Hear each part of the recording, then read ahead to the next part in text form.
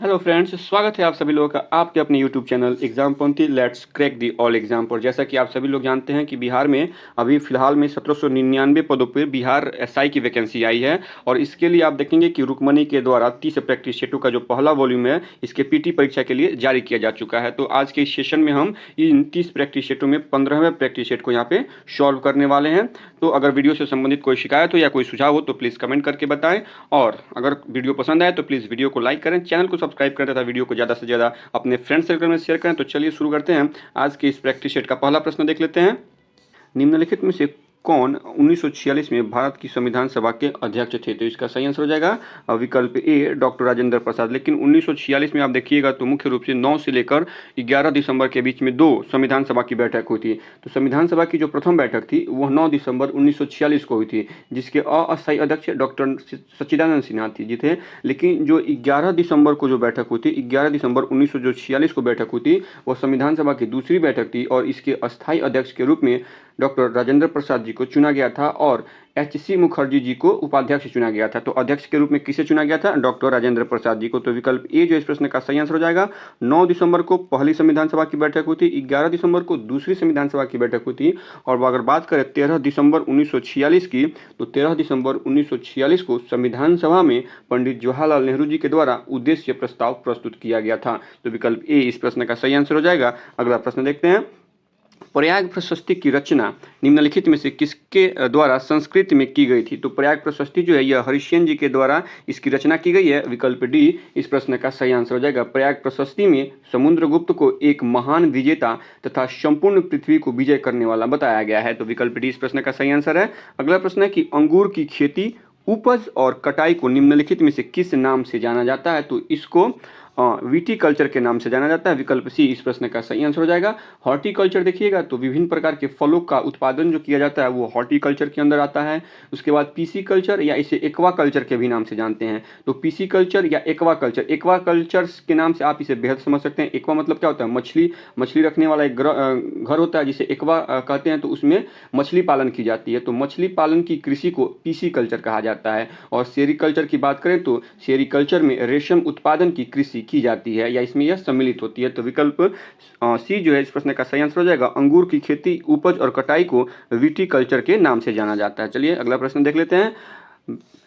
बैलाडीला की पहाड़ियां बैल के कुबड़ की तरह दिखती हैं। पहाड़ियों की यह श्रृंखला भारत के निम्नलिखित में से किस राज्य में स्थित है? तो यह पहाड़ियों की जो श्रृंखला है भारत के छत्तीसगढ़ राज्य में स्थित है। विकल्प डी इस प्रश्न का सही आंसर हो जाएगा। बैलाडीला पहाड़ी जो है यह पर्वत श्रृंखला जो है ये उच्च श्रेणी के इसमें हेमेटाइट पाए जाते हैं। यानी बैलाडी की जो पहाड़ियां है इसकी श्रृंखला में आप देखिएगा तो उच्च श्रेणी के हेमेटाइट पाए जाते हैं। विकल्प डी इस प्रश्न का सही आंसर है। अगला प्रश्न है कि निम्नलिखित में से किसके द्वारा निर्मित समुद्र के एक संकीर्ण चैनल द्वारा श्रीलंका भारत से अलग होता है? किसके द्वारा? तो पाक जलडमरू और मन्नार की खाड़ी के द्वारा श्रीलंका भारत से अलग होता है। विकल्प बी इस प्रश्न का सही आंसर हो जाएगा। इसके अलावा 8 डिग्री चैनल की बात करें तो 8 डिग्री चैनल लक्षद्वीप को मालदीव से अलग करता है।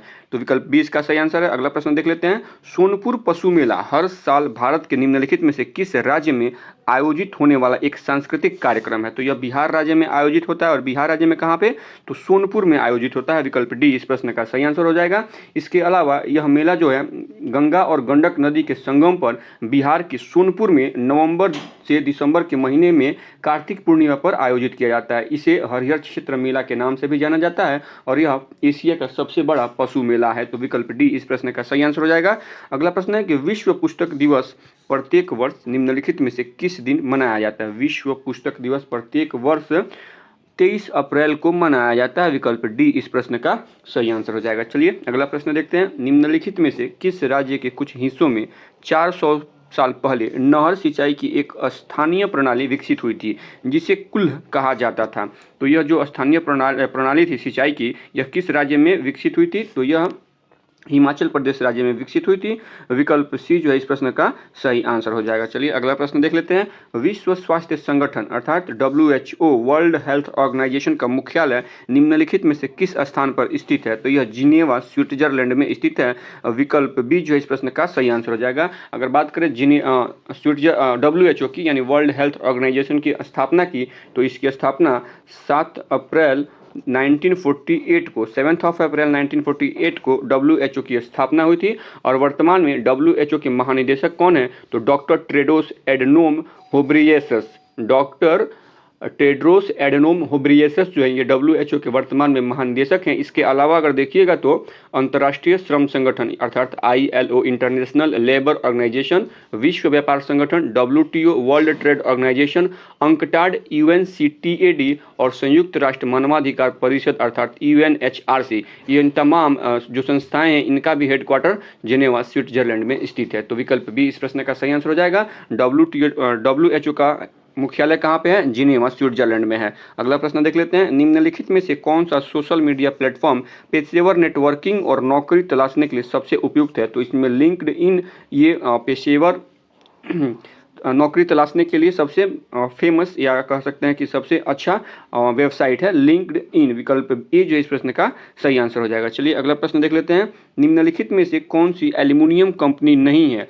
कौन सी एल्युमिनियम कंपनी नहीं है? तो नेल्को इसमें एल्युमिनियम कंपनी नहीं है। विकल्प डी इस प्रश्न का सही आंसर हो जाएगा। नेल्को एक इलेक्ट्रॉनिक गैजेट बनाने वाली कंपनी है और नेल्को का पूरा नाम the national radio and electronics company है। तो विकल्प डी इस प्रश्न का सही आंसर हो जाएगा। नेल्को एल्युमिनियम कंपनी नहीं है। अगला प्रश्न देख लेते हैं, निम्नलिखित में से कौन सा राज्य द्विसदनात्मक है? तो दिए गए विकल्पों में महाराष्ट्र जो है द्विसदनात्मक है। विकल्प ए इस प्रश्न का सही आंसर हो जाएगा। इसके अलावा वर्तमान में देखिएगा तो भारत में केवल 6 राज्य ऐसे हैं जहां पर द्विसदनात्मक व्यवस्था है, जैसे उत्तर प्रदेश, कर्नाटक, तेलंगाना, महाराष्ट्र, बिहार तथा आंध्र प्रदेश। इन राज्यों के नाम एक बार फिर से सुन लीजिए, उत्तर प्रदेश, बिहार, कर्नाटक, तेलंगाना, आंध्र प्रदेश, महाराष्ट्र। उत्तर प्रदेश, बिहार, कर्नाटक, तेलंगाना, आंध्र प्रदेश तथा महाराष्ट्र, इन छह राज्यों में द्विसदनात्मक विधायिका है। तो विकल्प ए जो इस प्रश्न का सही आंसर हो जाएगा। इसके अलावा भारतीय संविधान के अनुच्छेद 168 में विधानमंडल का उल्लेख किया गया है जो एक सदस्य या द्विसदस्यीय हो सकती है।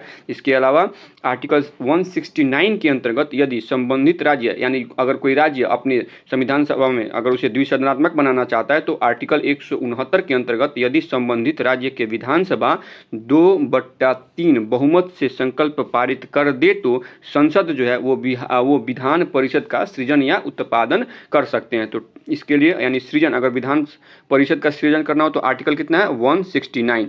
तो विकल्प ये जो इस प्रश्न का सही आंसर हो जाएगा। अगला प्रश्न देख लेते हैं, महात्मा बुद्ध ने पाटलिपुत्र के विनाश के कारणों की भविष्यवाणी की थी। उनमें सम्मिलित है बाढ़, अग्नि, आंतरिक कलह या उपयुक्त सहित। तो विकल्प डी इसका सही आंसर हो जाएगा। उपयुक्त सभी पाटलिपुत्र के विनाश के कारणों की भविष्यवाणी के लिए कहा गया था। बाढ़ क्यों कहा गया था? तो गौतम बुद्ध ने बाढ़ इसलिए कहा था कि पाटलिपुत्र जो है ये आप देखिएगा तो इसकी स्थिति जो है ये मुख्य रूप से गंगा, पुनपुर और सोन नदियों के स्थल पे घिरा हुआ है, सोन नदियों से घिरा हुआ है, इसलिए यहाँ पे बाढ़ की स्थिति हो सकती है। अग्नि की क्यों बात की गई थी? क्योंकि पाटलिपुत्र का जो भी भवन निर्माण था वो मुख्य रूप से देखिएगा तो लकड़ी से निर्मित था, इसलिए वहाँ पे आगे की भी भविष्यवाणी की थी और आंतरिक कलह की भी भविष्यवाणी महात्मा बुद्ध के द्वारा की गई थी। महात्मा बुद्ध ने कहा था कि अगर वजीर संघ में जब तक एकता है इसे कोई नहीं जीत सकता है, इसीलिए बाढ़, अग्नि और आंतरिक कलह तीनों जो है ये भविष्यवाणी महात्मा बुद्ध के द्वारा की गई थी। ये तीनों पाटलिपुत्र के विनाश के कारण हो सकते हैं। तो विकल्प डी इस प्रश्न का सही आंसर हो जाएगा। चलिए अगला प्रश्न देख लेते हैं, कोई वस्तु यदि स्थिर है या निश्चित वेग से एक सीधी रेखा पर गमन कर रही है तो यदि उस पर कोई बाह्य बल नहीं लगाया जाए तो वह अपनी प्रारंभिक अवस्था में ही बनी रहती है। यह कथन किस नियम से संबंधित है? तो यह कथन देखिएगा तो न्यूटन के प्रथम गति नियम से संबंधित है। न्यूटन का गति का प्रथम नियम से यह संबंधित है। विकल्प बी इस प्रश्न का सही आंसर हो जाएगा। इसके अलावा अगर देखिएगा तो न्यूटन के प्रथम गति नियम को जड़त्व का नियम भी कहा जाता है। न्यूटन के गति के प्रथम नियम के कुछ उदाहरण आप देख लीजिए, जैसे कोई रुकी हुई बस या बैलगाड़ी है और उसमें कोई व्यक्ति खड़ा है और गाड़ी अचानक से चल पड़े तो व्यक्ति पीछे की तरह गिरने लगता है। यह क्या है? न्यूटन के गति के प्रथम नियम है, नियम के कारण ही होता है। या तेज चलती हुई बस या रेलगाड़ी के अचानक रुक जाने से उसमें बैठा व्यक्ति आगे की तरह झुक जाता है। ऐसा क्यों होता है? क्योंकि जो शरीर व्यक्ति का जो निचला हिस्सा होता है वो गाड़ी के साथ किस में होता है? संपर्क में, गति में होता है, लेकिन ऊपर वाला हिस्सा क्या होता है? विरामावस्था में होता है। तो जैसे ही गाड़ी रुकती है तो निचला शरीर जो होता है वो रुक जाता है, लेकिन जो ऊपरी वाला हिस्सा होता है शरीर का वो गति में होता है और वो आगे की तरह झुक जाता है। तो इसी प्रकार से देखेंगे कि विकल्प बी जो इस प्रश्न का सही आंसर हो जाएगा। अगला प्रश्न देख लेते हैं, 20 मीटर पर सेकंड के एक समान वेग से गतिमान एक कार पर ब्रेक लगाने पर यह 10 मीटर की दूरी चलकर यह विराम में आ जाती है तो त्वरण का मान क्या होगा? त्वरण का मान 20 मीटर पर सेकंड स्क्वायर हो जाएगा। विकल्प ए इस प्रश्न का सही आंसर हो जाएगा। अगला प्रश्न देख लेते हैं, अस्थायी अवस्था में किसी वस्तु का ताप क्या होता है? अस्थायी अवस्था में किसी वस्तु का ताप यह समय के साथ नहीं बदलता, लेकिन वस्तु के अलग अलग परिच्छेदों पर अलग अलग होता है। विकल्प डी इस प्रश्न का सही आंसर हो जाएगा। चलिए अगला प्रश्न देख लेते हैं, विद्युत चुंबकीय प्रेरण यानी इलेक्ट्रोमैग्नेटिक इंडक्शन की घटना किससे संबंधित है? तो यह घटना एक चलयमान चुंबक और कंडक्टर के बंद पास में ईएमएफ प्रेरित करता है। विकल्प डी इस प्रश्न का सही आंसर हो जाएगा। अगला प्रश्न देख लेते हैं, जुलाई 2024 में भारत ने किस देश के साथ जैविक उत्पादों के व्यापार के लिए समझौता किया है? प्रश्न एक बार फिर से सुन लीजिएगा कि जुलाई 2024 में भारत ने किस देश के साथ जैविक उत्पादों के व्यापार के लिए समझौता किया है? तो यह समझौता ताइवान के साथ किया गया है। विकल्प ए इस प्रश्न का सही आंसर हो जाएगा। अगला प्रश्न है कि वर्ष 2025 में प्रयाग पूर्ण महाकुंभ मेला कितने दिनों तक के लिए आयोजित किया गया था? तो यह 45 दिनों के लिए आयोजित किया गया था। विकल्प डी इस प्रश्न का सही आंसर हो जाएगा। इसका आयोजन कब से कब हुआ था? तो 13 जनवरी से लेकर 26 फरवरी 13 जनवरी से लेकर 26 फरवरी तक इसका आयोजन किया गया था और यह उत्तर प्रदेश के प्रयागराज में इसका आयोजन हुआ था। वर्ष 2025 में 144 वर्षों के बाद पूर्ण महाकुंभ मेले का आयोजन कहाँ किया गया था? प्रयागराज में। प्रयागराज कहाँ है? तो उत्तर प्रदेश में। इसके अलावा वर्ष 2027 में नासिक और वर्ष 2028 में उज्जैन में कुंभ मेले का आयोजन किया जाएगा। तो विकल्प डी जो इस प्रश्न का सही आंसर हो जाएगा। जो पूर्ण महाकुंभ मेला था इसका आयोजन 45 दिनों के लिए किया गया था। चलिए अगला प्रश्न देख लेते हैं, केंद्रीय मंत्री श्री गिरिराज सिंह द्वारा शुरू की गई भारत की पहली फैशन पूर्वानुमान पहल का नाम क्या है? तो इनके द्वारा जो पहली फैशन और पूर्वानुमान पहल शुरू की गई है इसका नाम विजियो नेक्स्ट है। विकल्प सी इस प्रश्न का सही आंसर हो जाएगा। विजियो नेक्स्ट भारत की पहली फैशन पूर्वानुमान पहल है जिसे केंद्रीय मंत्री श्री गिरिराज सिंह ने लॉन्च किया है, जो फैशन उद्योग के लिए रुझान संबंधित जानकारी प्रदान करने के लिए एआई और भावनात्मक बुद्धिमत्ता का उपयोग करता है। केंद्रीय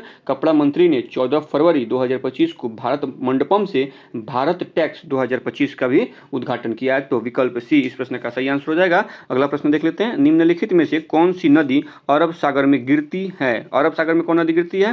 तो यहाँ पे देखिएगा माही नदी अरब सागर में गिरती है। विकल्प डी इस प्रश्न का सही आंसर हो जाएगा। माही नदी अरावली पर्वत श्रेणी से निकलती है तथा खंभात की खाड़ी में संगम बनाते हुए अरब सागर में जाके गिरती है। इसके अलावा अगर गोदावरी नदी की बात करें तो यह नासिक जिले, महाराष्ट्र के नासिक जिले के दक्षिण से निकलती है तथा बंगाल की खाड़ी में गिरती है। इसके अलावा महानदी मध्य प्रदेश से निकलती है तथा बंगाल के खाड़ी में ये भी जाके गिर जाती है। और कृष्णा नदी यह महाबलेश्वर के निकट से निकलती है और बंगाल के खाड़ी में अपना जल प्रवाहित करती है। इस प्रकार से विकल्प डी जो है यानी माही नदी अरब सागर में गिरती है, इसका सही आंसर हो जाएगा। अगला प्रश्न है कि निम्नलिखित में से खरीफ की फसलें कौन सी हैं? खरीफ की फसलें कौन सी है? तो दिए गए विकल्पों में खरीफ की फसलों में कपास, चावल और मक्का खरीफ की फसल है। विकल्प सी इस प्रश्न का सही आंसर हो जाएगा।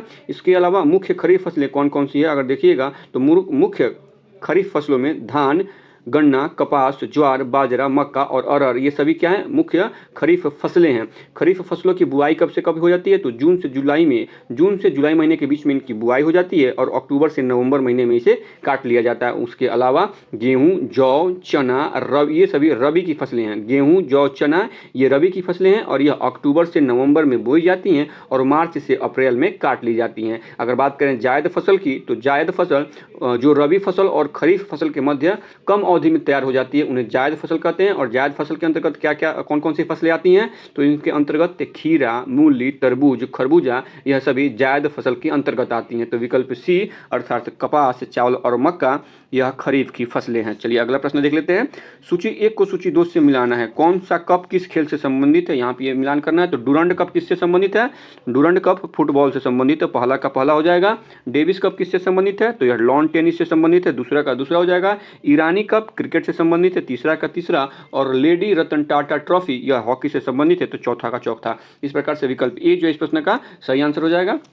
अगला प्रश्न देख लेते हैं, 1946 के नौसैनिक विद्रोह के बहादुरों को आत्मसमर्पण के लिए किसने तैयार किया था? तो जिन्ना और पटेल। विकल्प डी इस प्रश्न का सही आंसर हो जाएगा। 1946 में सैनिक विद्रोह के बहादुरों को आत्मसमर्पण के लिए जिन्ना और पटेल ने तैयार किया था। विकल्प डी इस प्रश्न का सही आंसर हो जाएगा। अगला प्रश्न है कि नौसैनिक विद्रोह, यह जो प्रश्न है 24 नंबर या 25 नंबर जो प्रश्न है यह एक तरह से 24 से ही कनेक्टेड है, ठीक है। तो नौसैनिक विद्रोह में हिंदू मुस्लिम एकता पर किसकी टिप्पणी थी कि हिंसात्मक हिंसात्मक कार्यवाही के लिए हिंदू और मुसलमानों का एक होना अपवित्र बात है। यह गांधी जी की टिप्पणी थी। विकल्प डी इस प्रश्न का सही आंसर हो जाएगा।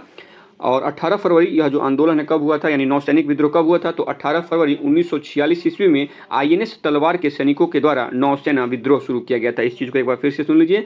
18 फरवरी 1946 ईस्वी में आईएनएस तलवार के सैनिकों के द्वारा नौसेना विद्रोह हुआ था। तो विकल्प डी इस प्रश्न का सही आंसर है। अगला प्रश्न देख लेते हैं। भारत विभाजन के समय विभाजन काउंसिल का अध्यक्ष कौन था? तो भारत विभाजन के समय विभाजन काउंसिल का अध्यक्ष लॉर्ड माउंटबेटन था। विकल्प ए इस प्रश्न का सही आंसर हो जाएगा। भारत विभाजन योजना को माउंटबेटन योजना, 3 जून योजना, बाल्कन फ्लाई या डिकी बर्ड योजना आदि नामों से जाना जाता है। एक बार फिर से सुन लीजिए। भारत विभाजन योजना को माउंटबेटन योजना, 3 जून योजना, बाल्कन प्लान या डिकी बर्ड योजना के नाम से भी जाना जाता है। तो विकल्प ए इस प्रश्न का सही आंसर हो जाएगा। भारत विभाजन के समय विभाजन काउंसिल के अध्यक्ष लॉर्ड माउंटबेटन थे। चलिए अगला प्रश्न देख लेते हैं। निम्न में से किस संशोधन अधिनियम को बंदोबस्त कानून के नाम से जाना जाता है? तो संशोधन अधिनियम 1781 को बंदोबस्त कानून के नाम से भी जाना जाता है। विकल्प सी इस प्रश्न का सही आंसर है। अगला प्रश्न देख लेते हैं। निम्न में से भारत के किस राज्य में चांदी उपलब्ध नहीं है? चांदी उपलब्ध कहाँ नहीं है? तो भारत के गुजरात राज्य में चांदी उपलब्ध नहीं है। विकल्प डी इस प्रश्न का सही आंसर हो जाएगा। देश में चांदी का सर्वाधिक उत्पादन कहाँ होता है? तो राजस्थान में होता है। और भारत में चांदी उत्पादन क्षेत्र में कोलार क्षेत्र, कर्नाटक का कोलार क्षेत्र और राजस्थान का जावर क्षेत्र प्रमुख माने जाते हैं। विकल्प डी जो इस प्रश्न का सही आंसर हो जाएगा। यहाँ पे चांदी उपलब्ध नहीं है। चलिए अगला प्रश्न देख लेते हैं। सूर्य का अवलोकन करने वाले पहले भारतीय अंतरिक्ष मिशन का नाम क्या है? तो पहले भारतीय अंतरिक्ष मिशन जो कि सूर्य का अवलोकन करेगा, इसका नाम आदित्य L1 है। विकल्प बी इस प्रश्न का सही आंसर हो जाएगा। इसको लॉन्च कब किया गया था इस मिशन को? तो 2 सितंबर 2023 को इसको लॉन्च किया गया था। कहाँ से लॉन्च किया गया था? तो सतीश धवन अंतरिक्ष केंद्र श्रीहरिकोटा आंध्र प्रदेश से इसे लॉन्च किया गया था। और किस रॉकेट से लॉन्च किया गया था? तो इसे PSLV C57 से इसे लॉन्च किया गया था। किस रॉकेट से? PSLV C57 से इसे लॉन्च किया गया था। कहाँ से लॉन्च किया गया था? सतीश धवन अंतरिक्ष केंद्र श्रीहरिकोटा आंध्र प्रदेश से लॉन्च किया गया था। कब लॉन्च किया गया था? 2 सितंबर 2023 को इसे लॉन्च किया गया था। ठीक है, तो विकल्प बी इस प्रश्न का सही आंसर हो जाएगा। अगला प्रश्न देख लेते हैं। भारत का कार्यपालिका अध्यक्ष कौन होता है? भारत का कार्यपालिका अध्यक्ष राष्ट्रपति होता है। विकल्प ए इस प्रश्न का सही आंसर हो जाएगा। आर्टिकल 53 के अंतर्गत राष्ट्रपति में कार्यपालिका की शक्ति निहित होती है और भारतीय संविधान के अनुच्छेद 52 के अंतर्गत राष्ट्रपति पद का प्रावधान किया गया है। तो विकल्प ए अर्थात भारत का कार्यपालिका अध्यक्ष कौन होता है? राष्ट्रपति होता है। चलिए अगला प्रश्न देख लेते हैं। राजनीति शब्द में शून्यकाल का अर्थ क्या होता है? शून्यकाल का अर्थ होता है स्थगन काल। विकल्प सी इस प्रश्न का सही आंसर हो जाएगा। संसद के दोनों सदनों में प्रश्नकाल के ठीक बाद के समय को शून्यकाल कहा जाता है। यह 12 बजे से प्रारंभ होता है और 1 बजे दिन तक चलता है। तो इस प्रकार से विकल्प सी इस प्रश्न का सही आंसर हो जाएगा।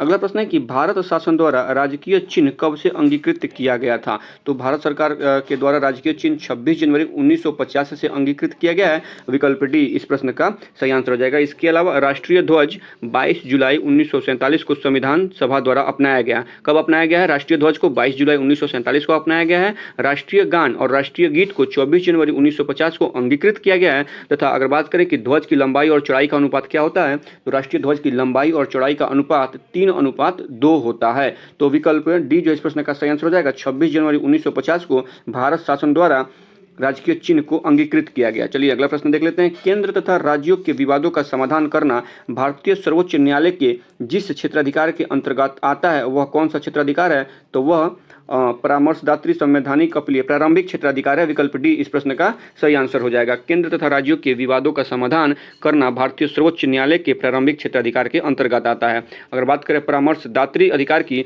तो राष्ट्रपति को यह अधिकार है कि वह सार्वजनिक महत्व के विवादों पर उच्चतम न्यायालय से परामर्श मांग सकता है। आर्टिकल 131 के अंतर्गत उच्चतम न्यायालय का प्रारंभिक क्षेत्राधिकार का उल्लेख किया गया है, जिसके अंतर्गत अगर केंद्र और राज्य या राज्यों के बीच कोई विवाद होता है तो यह जो विवाद है वह हाईकोर्ट यानी सुप्रीम कोर्ट के प्रारंभिक क्षेत्राधिकार के अंतर्गत आएगा। राज्यों के बीच विवाद होता है तब भी ये सुप्रीम कोर्ट के प्राथमिक क्षेत्राधिकार के अंतर्गत आएगा। और एक ओर केंद्र सरकार तथा राज्य या राज्य सरकारें हों और दूसरी ओर राज्य या राज्य सरकारें हों, तो ये जो विवाद होगा यह भी सर्वोच्च न्यायालय के प्रारंभिक क्षेत्राधिकार के अंतर्गत ही आएगा। तो विकल्प डी जो इस प्रश्न का सही आंसर हो जाएगा।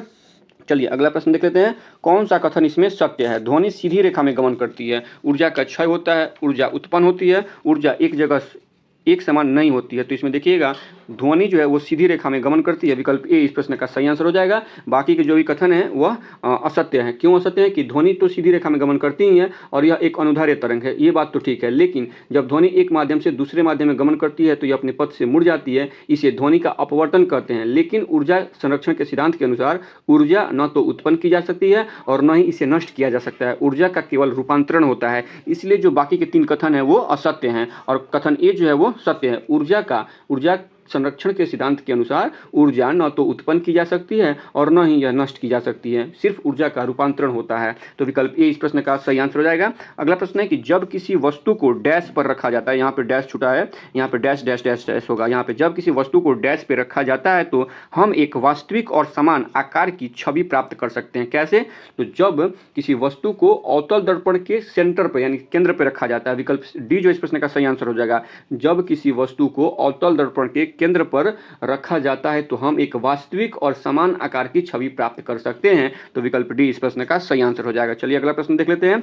जूल इंटू सेकेंड निम्न में से किसका मात्रक है? तो जूल इंटू सेकेंड यह कोणीय संवेग का मात्रक है, विकल्प सी इसका सही आंसर हो जाएगा। अगला प्रश्न है कि एडिपिक अम्ल के हेक्सामेथिलीन डाइएमीन के संघनन में कौन सा नायलॉन प्राप्त होता है? तो यह नायलॉन है और नायलॉन 6 प्राप्त होता है, विकल्प ए इस प्रश्न का सही आंसर हो जाएगा। इसका उपयोग मुख्य रूप से पैराशूट बनाने में, मच्छरदानी के निर्माण में तथा रस्सी निर्माण में इसका प्रयोग किया जाता है। किसका प्रयोग? नायलॉन 6 और 6 का प्रयोग किया जाता है, विकल्प ए इस प्रश्न का सही आंसर हो जाएगा। अगला प्रश्न है कि जीएसटी अपीलीय न्यायाधिकरण के प्रमुख पद पर किसे नियुक्त किया गया है?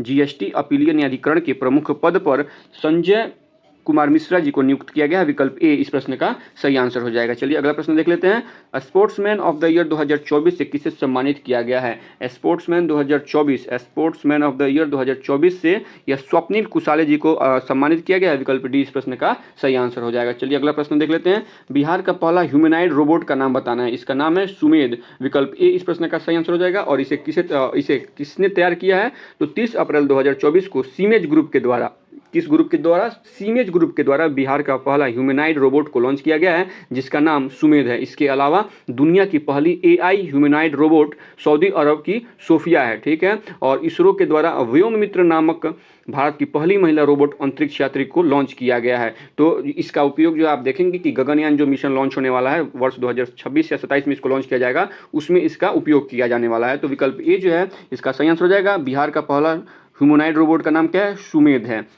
चलिए अगला प्रश्न देख लेते हैं। 9 वर्ष का प्रारंभिक त्यौहार आषाढ़ी बीज आषाढ़ महीने में भारत के किस राज्य में मनाया जाता है? तो यह गुजरात राज्य में मनाया जाता है, विकल्प बी इस प्रश्न का सही आंसर हो जाएगा। अगला प्रश्न है निम्नलिखित में से कौन सा एक संविधान का अंग नहीं है? तो नीति आयोग संविधान का अंग नहीं है, विकल्प डी इस प्रश्न का सही आंसर हो जाएगा। इसकी स्थापना कब हुई थी नीति आयोग की? तो 1 जनवरी 2015 को इसकी स्थापना की गई थी। और इसको किसके जगह पर लाया गया था? तो योजना आयोग के जगह पर इसको स्थापित किया गया था। नीति आयोग का अध्यक्ष कौन होता है? तो प्रधानमंत्री इसके अध्यक्ष होते हैं। अनुच्छेद 280 के अंतर्गत वित्त आयोग के गठन का अधिकार राष्ट्रपति को दिया गया है, यानी वित्त आयोग आप देख लेंगे आर्टिकल 280 के अंतर्गत है, तो यह तरह से कह सकते हैं कि संविधान का अंग है। अनुच्छेद 324 के अंतर्गत निर्वाचन आयोग का गठन किया गया है। इसमें मुख्य निर्वाचन आयुक्त एवं अन्य निर्वाचन आयुक्तों से किया जाता है, जिसकी नियुक्ति जो होती है राष्ट्रपति के द्वारा की जाती है। तो निर्वाचन आयोग का आर्टिकल क्या है? 324 है। 324 में आर्टिकल 324 में निर्वाचन आयोग है। और वित्त आयोग कितना में? 280 में है। और अंतर्राज्यीय परिषद की बात कर लें तो यह 263 में है। आर्टिकल 263 के अंतर्गत अंतर्राज्यीय परिषद का गठन 1990 में किया गया था। तो इस प्रकार से ये तमाम विकल्प जो हैं ए, सी तथा बी यह संविधान के अंग है, लेकिन विकल्प डी संविधान का अंग नहीं है। तो विकल्प डी इस प्रश्न का सही आंसर हो जाएगा। चलिए अगला प्रश्न देख लेते हैं। मंत्रिपरिषद सामूहिक रूप से उत्तरदायी होता है, किसके लिए? मंत्रिपरिषद सामूहिक रूप से संसद के प्रति उत्तरदायी होता है या लोकसभा के प्रति, किसके लिए? तो मंत्रिपरिषद मुख्य रूप से लोकसभा के प्रति उत्तरदायी होता है, विकल्प सी इस प्रश्न का सही आंसर हो जाएगा। आर्टिकल 75 के अंतर्गत मंत्रिपरिषद सामूहिक रूप से लोकसभा के प्रति उत्तरदायी होते हैं, ठीक है। तो विकल्प सी इसका सही आंसर है। अगला प्रश्न देख लेते हैं। देश का 25वां हाई कोर्ट है, कौन है? तो तेलंगाना हाई कोर्ट है, विकल्प ए इस प्रश्न का सही आंसर हो जाएगा। इसकी स्थापना कब हुई है? तो वर्ष 2019 में तेलंगाना हाईकोर्ट की स्थापना की गई है। पटना उच्च न्यायालय की बात कर लें तो इसकी स्थापना 1916 में की गई थी। कब? 1916 में पटना हाईकोर्ट की स्थापना की गई थी और वर्ष 2019 में तेलंगाना हाईकोर्ट की स्थापना की गई है। चलिए अगला प्रश्न देखते हैं, विश्व हिंदी दिवस कब मनाया जाता है? विश्व हिंदी दिवस पूछा जा रहा है, राष्ट्रीय हिंदी दिवस की बात नहीं की जा रही है। विश्व हिंदी दिवस देखिएगा तो 10 जनवरी को विश्व हिंदी दिवस मनाया जाता है। विकल्प डी इस प्रश्न का सही आंसर हो जाएगा। अगर बात करें सिर्फ हिंदी दिवस की तो 14 सितंबर को 14 सितंबर को हिंदी दिवस मनाया जाता है, जबकि 10 जनवरी को विश्व हिंदी दिवस मनाया जाता है। चलिए अगला प्रश्न देख लेते हैं, रेशम का कीड़ा सिल्क वर्म अपने जीवन चक्र के किस चरण में वाणिज्यिक तंतु अर्थात फाइबर ऑफ कॉमर्स पैदा करता है? किस चरण में करता है? तो यह पूपा यानी कोशिका के चरण में जब होता है तब अपने जीवन में यह वाणिज्यिक तंतु पैदा करता है। विकल्प सी इस प्रश्न का सही आंसर हो जाएगा। रेशम का उत्पादन सेरीकल्चर कहलाता है। रेशम मुख्यतः प्रोटीन का बना होता है और रेशम की मुख्य रूप से देखिएगा तो 4 प्रकार हैं। कौन कौन? ईरी, मलबरी, तसर और मूंगा। ईरी, मलबरी, तसर और मूंगा। और इसमें जो तसर का प्रकार है, रेशम का जो तसर प्रकार है, इसके लिए बिहार का भागलपुर बहुत ही फेमस है। तो विकल्प सी इस प्रश्न का सही आंसर हो जाएगा। सिल्क सिटी भी कहा जाता है, भागलपुर को बिहार का सिल्क सिटी कहा जाता है क्योंकि तसर रेशम के लिए बहुत ही फेमस है। चलिए अगला प्रश्न देख लेते हैं, पर्वत एवं पहाड़ के बीच की भूमि को कहते हैं, क्या कहते हैं? घाटी कहते हैं। पर्वत और पठार के बीच की भूमि को घाटी कहते हैं। वेल्ड किसको कहते हैं? तो शीतोष्ण कटिबंधीय घास भूमि को दक्षिण अफ्रीका में, या सिंपल भाषा में कहें तो दक्षिण अफ्रीका में घास के मैदान को वेल्ड कहा जाता है। दक्षिण अफ्रीका में घास के मैदान को वेल्ड कहा जाता है। विकल्प ए इस प्रश्न का सही आंसर हो जाएगा। पर्वत एवं पहाड़ के बीच की भूमि को घाटी कहा जाता है। अगला प्रश्न है कि सिल्क का सबसे बड़ा उत्पादक देश कौन है? सिल्क का सबसे बड़ा उत्पादक देश कौन है? तो यह चीन है। विकल्प बी इस प्रश्न का सही आंसर हो जाएगा। चीन रेशम का सबसे बड़ा निर्यातक देश भी है और इसके साथ ही रेशम उत्पादन में भारत चीन के बाद दूसरे स्थान पर आता है, जबकि भारत में सबसे अधिक रेशम का उत्पादन कर्नाटक राज्य में होता है। तसर रेशम वस्त्र उत्पादन के लिए बिहार में भागलपुर में भी बहुत प्रसिद्ध है, जिसे जैसा कि हमने पिछले प्रश्न में बताया था सिल्क सिटी ऑफ बिहार कहा जाता है भागलपुर को। तो विकल्प बी इस प्रकार से सही आंसर हो जाएगा। सिल्क का सबसे बड़ा उत्पादक देश कौन है? चीन है। अगला प्रश्न है कि कारगिल युद्ध के समय पाकिस्तान का प्रधानमंत्री कौन था? तो कारगिल युद्ध के समय पाकिस्तान का प्रधानमंत्री नवाज शरीफ थे। विकल्प बी इस प्रश्न का सही आंसर हो जाएगा। कारगिल युद्ध कब हुआ था? तो मई से जुलाई के महीने में वर्ष 1999 में हुआ था और इसी के बाद हर 26 जुलाई को, प्रत्येक 26 जुलाई को कारगिल दिवस मनाया जाता है। कारगिल विजय दिवस मनाया जाता है। कब? 26 जुलाई को कारगिल विजय दिवस मनाया जाता है। चलिए अगला प्रश्न देख लेते हैं, एस्किमो के घर बने होते हैं, किसके बने होते हैं? तो यह बर्फ के बने होते हैं। विकल्प ए इस प्रश्न का सही आंसर हो जाएगा। और इग्लू एस्किमो के घर का नाम है। एस्किमो के घर बर्फ के बने होते हैं और इनका क्या नाम है? इग्लू इनका नाम है। एस्किमो जनजाति टुंड्रा प्रदेश में रहती है। इसके हथियार को हापुर कहते हैं और इसके घर बर्फ के बने होते हैं जिन्हें इग्लू कहते हैं। तो विकल्प ए इस प्रश्न का सही आंसर हो जाएगा। अगला प्रश्न है कि लाल त्रिकोण का संबंध किससे है? लाल त्रिकोण का संबंध परिवार कल्याण से। विकल्प ए इस प्रश्न का सही आंसर हो जाएगा। इसके अलावा कुछ और भी यहाँ पे सिंबल दिए गए हैं, प्रतीक दिए गए हैं, उनका संबंध किससे है हम यहाँ पे एक स्लाइड लगा देंगे। आप लोग उन चीज़ों को आसानी से वीडियो को पॉज करके आप उन चीज़ों को देख सकते हैं। तो चलिए अगला प्रश्न देख लेते हैं फिलहाल कि पृथ्वी के क्रस्ट में कौन सा तत्व सर्वाधिक पाया जाता है? तो इसमें ऑक्सीजन सबसे ज़्यादा पाया जाता है। विकल्प बी इस प्रश्न का सही आंसर हो जाएगा। इसमें ऑक्सीजन देखिएगा तो पृथ्वी के क्रस्ट में ऑक्सीजन की मात्रा 46.80% है। सिलिकॉन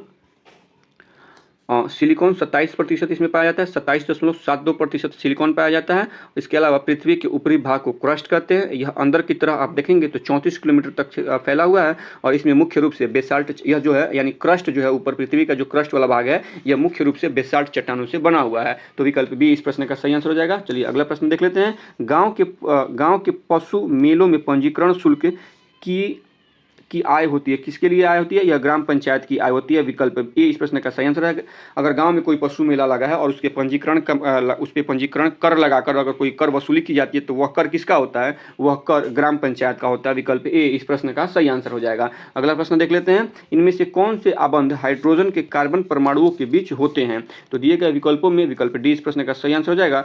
सहसंयोजी आबंध यह कार्बन परमाणुओं के बीच बनते हैं। तो विकल्प डी इस प्रश्न का सही आंसर हो जाएगा। अगला प्रश्न है K2Cr2O7 का अम्लीय माध्यम में रंग कैसा होता है? तो अम्लीय माध्यम में इसका रंग जो होता है वो नारंगी होता है। विकल्प बी इस प्रश्न का सही आंसर है। अगला प्रश्न है कि किस अधातु का घनत्व सर्वाधिक होता है? किस अधातु का घनत्व सर्वाधिक होता है? तो बोरॉन अधातु का घनत्व जो होता है वो सर्वाधिक होता है। विकल्प डी इस प्रश्न का सही आंसर हो जाएगा। चलिए अगला प्रश्न देख लेते हैं, स्वचालित वाहनों से निकलने वाली गैसों के प्रकाश रासायनिक परिवर्तन द्वारा कौन से प्रदूषक उत्पन्न करते हैं? तो इसका सही आंसर हो जाएगा विकल्प सी, ओथिरित एवं पैन नामक ये रासायनिक प्रदूषक उत्पन्न करते हैं। विकल्प सी इस प्रश्न का सही आंसर हो जाएगा। अगला प्रश्न है कि थावे महोत्सव का आयोजन किस राज्य में किया जाता है? थावे महोत्सव का आयोजन बिहार के गोपालगंज जिले में किया जाता है। बिहार के गोपालगंज जिले में थावे महोत्सव का आयोजन किया जाता है। विकल्प ए इस प्रश्न का सही आंसर है। अगला प्रश्न है कि भारत की पहली अंतरिक्ष आधारित वेधशाला का नाम बताना है। तो इसका नाम है आदित्य L1। विकल्प बी इस प्रश्न का सही आंसर हो जाएगा। L1 आदित्य L1 कब इसे लॉन्च किया गया था? तो 2 सितंबर 2023 में इसे लॉन्च किया गया था। कहाँ से लॉन्च किया गया था? तो श्रीहरिकोटा, सतीश धवन श्रीहरिकोटा आंध्र प्रदेश से इसे लॉन्च किया गया था। और किस रॉकेट से लॉन्च किया गया था? PSLV C57 से इसे लॉन्च किया गया था। तो विकल्प बी इस प्रश्न का सही आंसर हो जाएगा। इसके अलावा अगला प्रश्न है कि किसके द्वारा नई दिल्ली में भारत जलवायु फोरम 2025 में भारत क्लीनटेक विनिर्माण प्लेटफॉर्म का अनावरण किया गया है? इसका सही आंसर हो जाएगा विकल्प ए, केंद्रीय वाणिज्य एवं उद्योग मंत्री पीयूष गोयल के द्वारा नई दिल्ली में भारत जलवायु फोरम 2025 में भारत क्लीनटेक विनिर्माण प्लेटफॉर्म का अनावरण किया गया है। चलिए अगला प्रश्न देख लेते हैं। हिमालय की सबसे उत्तरी पर्वत श्रेणी को क्या कहते हैं? हिमालय की उत्तरी पर्वत श्रेणी, यानी देख लीजिएगा अगर हिमालय का निर्माण ऐसे है, इस प्रकार से हिमालय का निर्माण है, ये 3 श्रेणियों में ऐसे निर्माण है। तो सबसे उत्तरी वाला भाग ये हो गया और दक्षिण वाला भाग ये हो गया। तो इसमें पूछा जा रहा है जो ये उत्तरी वाला भाग है इसको क्या कहा जाता है? तो इसको हिमाद्री कहा जाता है। विकल्प बी इस प्रश्न का सही आंसर हो जाएगा। इसे हिमाद्री कहते हैं और जो सबसे दक्षिण वाला भाग होता है उसे शिवालिक कहते हैं। तो विकल्प बी इस प्रश्न का सही आंसर हो जाएगा। अगला प्रश्न है कि सनी डेज इनके द्वारा लिखा गया है। सनी डेज किनके द्वारा लिखा गया है? तो यह सुनील गावस्कर की आत्मकथा है और यह सुनील गावस्कर जी के द्वारा लिखा गया है। तो विकल्प डी इस प्रश्न का सही आंसर हो जाएगा। इसके अलावा सुखवंत सिंह की पुस्तक है healthy the company of women. R.K. Narayan ji के द्वारा अगर देखा जाए तो इनके द्वारा मालगुडी डेज लिखी गई है, जो कि बहुत ही फेमस पुस्तक है। Malgudi days R.K. नारायण जी के द्वारा लिखी गई है। और कपिल देव की आत्मकथा का नाम है स्ट्रेट फ्रॉम द हार्ट। तो विकल्प डी इस प्रश्न का सही आंसर हो जाएगा। अगला प्रश्न देख लेते हैं। लाल बहादुर शास्त्री की समाधि क्या कहलाती है? तो इनकी समाधि विजय घाट कहलाती है। विकल्प डी इस प्रश्न का सही आंसर हो जाएगा। बात करें लाल बहादुर शास्त्री जी की तो इन्होंने जय जवान जय किसान का नारा दिया था। जय जवान जय किसान का नारा किसने दिया था? लाल बहादुर शास्त्री जी ने। और जय जवान जय किसान जय विज्ञान का नारा किसने दिया था? तो वह अटल बिहारी वाजपेयी जी के द्वारा दिया गया था। इसके अलावा यहाँ पे कुछ और भी महापुरुष और उनकी समाधि स्थल है। हम यहाँ पर एक स्लाइड डाल देंगे, आप लोग वीडियो को पॉज करके स्लाइड के माध्यम से तमाम महापुरुषों से संबंधित समाधि स्थलों को आसानी से याद कर सकते हैं। तो चलिए अगला प्रश्न देख लेते हैं। प्रसिद्ध भारतीय डैश का नाम बिहू है। किसका नाम? तो यह नृत्य है, प्रसिद्ध भारतीय नृत्य बिहू है। ठीक है, विकल्प सी इस प्रश्न का सही आंसर हो जाएगा। बिहू कहाँ इसका आयोजन या इसे कहाँ मनाया जाता है? तो यह असम राज्य में मनाया जाता है। चलिए अगला प्रश्न देख लेते हैं। सेवन हिल्स नाम किस शहर को दिया गया है? सेवन हिल्स नाम किसे दिया गया है? रोम को दिया गया है। विकल्प सी इस प्रश्न का सही आंसर हो जाएगा। इसके अलावा रोम नगर को कुछ और अन्य नामों से जाना जाता है, जैसे पोप का शहर, प्राचीन विश्व की सामग्री, पश्चिम का बेबीलोन, इटर्नल सिटी, इन तमाम आदि नामों से भी रोम को जाना जाता है। तो विकल्प सी इस प्रश्न का सही आंसर हो जाएगा। चलिए अगला प्रश्न देख लेते हैं। सी ऑफ ट्रंक्विलिटी कहा जाता है किसे कहाँ है? सी ऑफ ट्रंक्विलिटी कहाँ है? तो यह चंद्रमा पर स्थित है। विकल्प सी इस प्रश्न का सही आंसर हो जाएगा। चलिए अगला प्रश्न देखते हैं। संविधान सभा का अनुच्छेद 15 किसे प्रस्तावित करता है? तो संविधान सभा का अनुच्छेद 15 यह समान अधिकार को प्रस्तावित करता है। विकल्प डी इस प्रश्न का सही आंसर हो जाएगा। और यह किसके अंतर्गत आता है? तो मौलिक अधिकार के अंतर्गत आता है। अनुच्छेद 15 क्या कहता है? अनुच्छेद 15 के अनुसार धर्म, मूल वंश, जाति, लिंग या जन्म स्थान के आधार पर विभेद का प्रतिषेध किया गया है। मौलिक अधिकार भारतीय संविधान में कहाँ से लिया गया है? तो यह अमेरिका से लिया गया है। तथा यह कहाँ पर मेंशन है भारतीय संविधान में? तो भाग 3 में अनुच्छेद 12 से 35 के मध्य में मौलिक अधिकार को रखा गया है। तो विकल्प डी इस प्रश्न का सही आंसर हो जाएगा। समान अधिकार अनुच्छेद 15 से प्रस्तावित है। चलिए अगला प्रश्न देख लेते हैं। वियना राजधानी है, किसकी राजधानी है? तो वियना ऑस्ट्रिया की राजधानी है। इसके अलावा अगर तमाम देशों को देखा जाए तो वियना तो हो गया ऑस्ट्रेलिया की राजधानी। इटली की राजधानी क्या है? रोम है। बेल्जियम की राजधानी ब्रुसेल्स है। कोलंबिया की राजधानी बोगोटा है। एक बार फिर से सुन लीजिए। वियना की राजधानी वियना जो है यह ऑस्ट्रिया की राजधानी है। इटली की राजधानी रोम है। बेल्जियम की राजधानी ब्रुसेल्स है और कोलंबिया की राजधानी बोगोटा है। तो विकल्प ए इस प्रश्न का सही आंसर हो जाएगा। अगला प्रश्न है कि दक्षिण अफ्रीका की मुद्रा क्या है?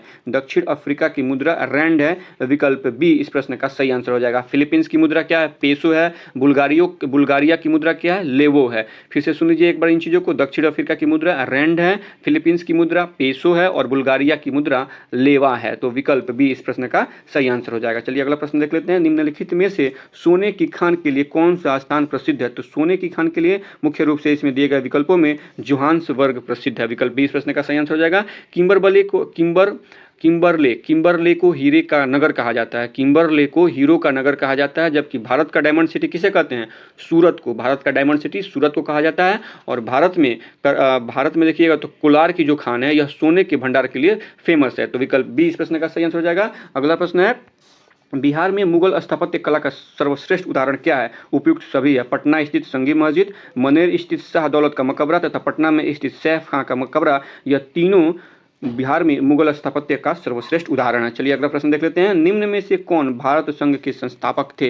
भारत संघ के संस्थापक निम्न में से कौन थे? तो यह सुरेंद्र नाथ बनर्जी थे। विकल्प ए इस प्रश्न का सही आंसर हो जाएगा। इसकी स्थापना कब हुई थी, यानी भारत संघ की स्थापना कब हुई थी? तो 1876 को सुरेंद्र नाथ बनर्जी, आनंद मेहता, बोस के सहयोग से कलकत्ता के अल्बर्ट हॉल में इसकी स्थापना हुई थी। तो विकल्प ए इस प्रश्न का सही आंसर हो जाएगा। चलिए अगला प्रश्न देख लेते हैं। निम्न में कौन गुडेम रंपा विद्रोह से संबंधित है? तो इसका सही विकल्प हो जाएगा विकल्प बी, अल्लूरी सीताराम राजू जी गुडेम रंपा विद्रोह से यह संबंधित है। विकल्प बी इस प्रश्न का सही आंसर हो जाएगा। यह विद्रोह कब हुआ था? तो 1922 से लेकर 1924 के बीच में यह विद्रोह किया गया था। तो विकल्प बी इसका सही आंसर है। अगला प्रश्न है, आवर्त सारणी में क्रमशः हैलोजन और कार्बन परिवार के समूह संख्या क्या है या किस समूह में आते हैं? तो इसका सही आंसर हो जाएगा विकल्प ए, यह समूह यानी कार्बन हैलोजन का समूह क्या है? 14वां है। और कार्बन का परिवार समूह क्या है? तो 14वां है। तो विकल्प ए इस प्रश्न का सही आंसर हो जाएगा। हैलोजन 17वें समूह में आता है और कार्बन 14वें समूह में आता है। तो विकल्प ए इस प्रश्न का सही आंसर हो जाएगा।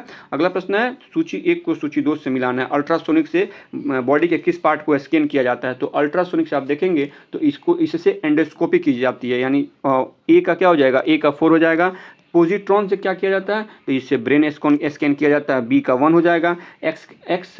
एक्सरे या एक्स किरण से क्या होता है? तो इससे एक्सरे से आप होल बॉडी का स्कैन किया जाता है, यानी सी का 2 हो जाएगा। और ऑप्टिकल फाइबर से एब्डोमिनल स्कैन किया जाता है, यानी डी का 3 हो जाएगा। इस प्रकार से विकल्प डी जो इस प्रश्न का सही आंसर हो जाएगा डी, यानी आप देखेंगे ए का 4, बी का 1, सी का 2 और डी का 3 इसका सही आंसर हो जाएगा। चलिए अगला प्रश्न देख लेते हैं। सिनेबार निम्न में से किसका अयस्क है? सिनेबार निम्न में से यह मरकरी का अयस्क है। विकल्प बी इस प्रश्न का सही आंसर हो जाएगा। अगला प्रश्न है कि मानव शरीर में गुब्बारे नुमा संरचना जिन्हें क्या कहा जाता है जो श्वसन के दौरान गैसीय आदान प्रदान के लिए सतह प्रदान करती है? तो इसे एल्वियोली कहा जाता है। एल्वियोली कहा जाता है। विकल्प सी इस प्रश्न का सही आंसर हो जाएगा।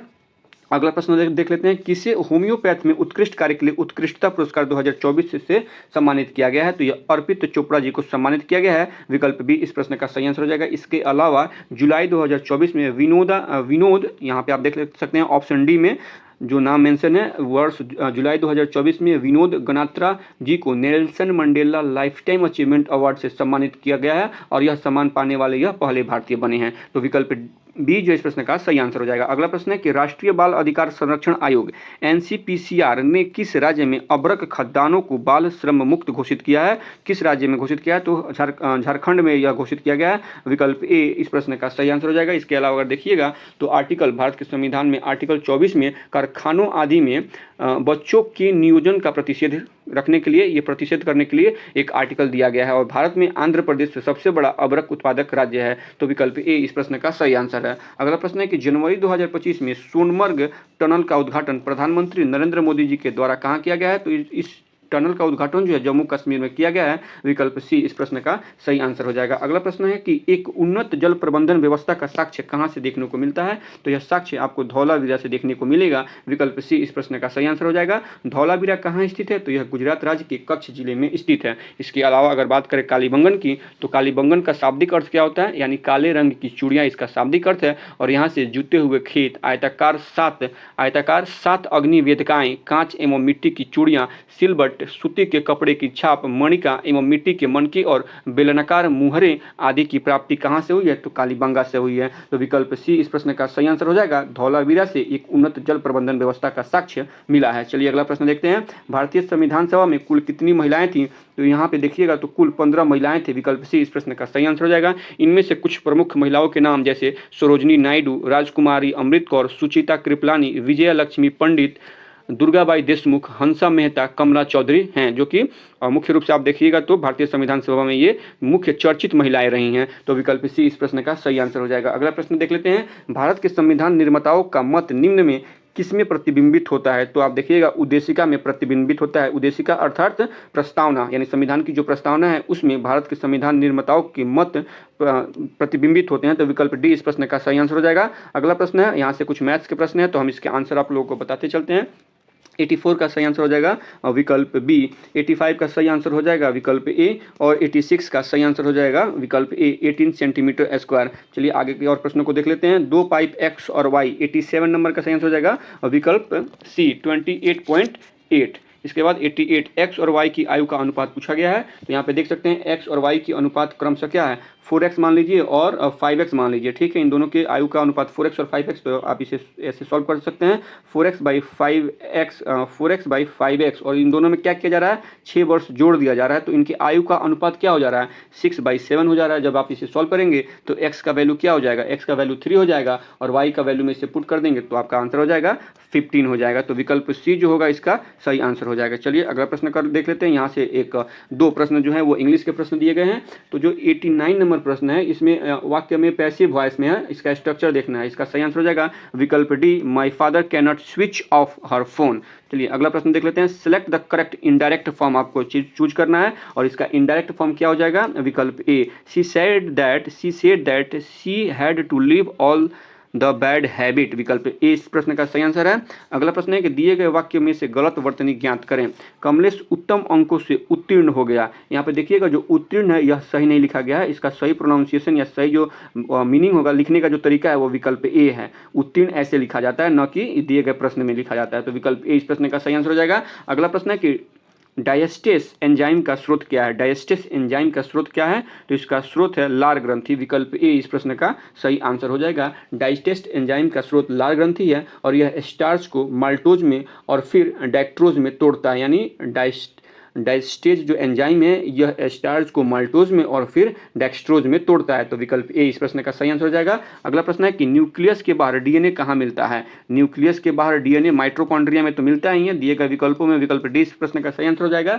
लेकिन माइटोकॉन्ड्रिया के अलावा यह क्लोरोप्लास्ट में भी पाया जाता है। इसमें एडेनिन, थायमीन, गुआनिन और साइटोसिन नामक क्षार पाए जाते हैं। इसका नाम एक बार फिर से सुन लीजिए। डीएनए में एडेनिन, थायमीन, गुआनिन और साइटोसिन नामक क्षार पाए जाते हैं। तो विकल्प डी इस प्रश्न का सही आंसर हो जाएगा। न्यूक्लियस के बाहर डीएनए माइटोकॉन्ड्रिया में प्राप्त होते हैं। अगला प्रश्न है कि पादपों में जल के परिवहन में वातपोत्सर्जन की क्या भूमिका होती है। तो यह पानी के विसरण को बढ़ावा देते हैं। विकल्प बी इस प्रश्न का सही आंसर हो जाएगा। चलिए अगला प्रश्न देख लेते हैं। भ्रूण और गर्भाशय के बीच संवहनी संपर्क बनाने वाली संरचना को क्या कहते हैं। तो इसको अपरा या प्लेसेंटा कहते हैं। अपरा या प्लेसेंटा कहते हैं। विकल्प ए इस प्रश्न का सही आंसर हो जाएगा। प्लेसेंटा के द्वारा एमनियोटिक फ्लूइड स्रावित होता है। कौन सा फ्लूइड होता है, तो एक बार हम इसका नाम लिख देते हैं।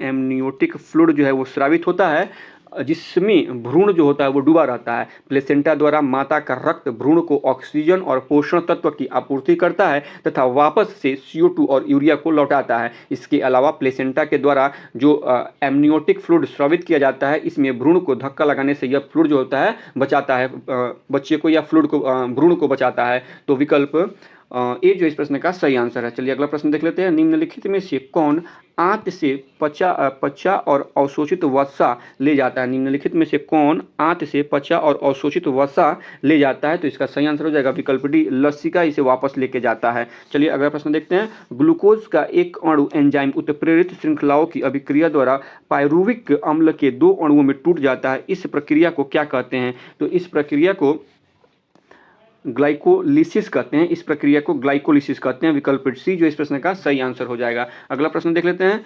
इलेक्ट्रिक साइकिलों के माध्यम से ग्रामीण उद्यमियों के लिए टिकाऊ परिवहन स्त्री पहल किसके द्वारा शुरू की गई है। तो यह ग्रामीण विकास मंत्रालय और कन्वर्जेंस एनर्जी सर्विसेज लिमिटेड के द्वारा शुरू की गई है। इस प्रकार से विकल्प सी जो इस प्रश्न का सही आंसर हो जाएगा। ए और बी दोनों कथन इसके लिए सही होंगे। अगला प्रश्न देखते हैं। पर्यावरण प्रदर्शन सूचकांक EPI 2024 की दुनिया के शीर्ष 10 स्वच्छ देशों की सूची में शीर्ष स्थान किसे मिला है? तो शीर्ष स्थान पे एस्टोनिया है, विकल्प ए इस प्रश्न का सही आंसर हो जाएगा। एस्टोनिया को देखिएगा तो इसमें 75 अंक प्राप्त हुए हैं, 75.3 अंक इसमें प्राप्त हुए हैं। स्कोर के साथ एस्टोनिया प्रथम स्थान पे है।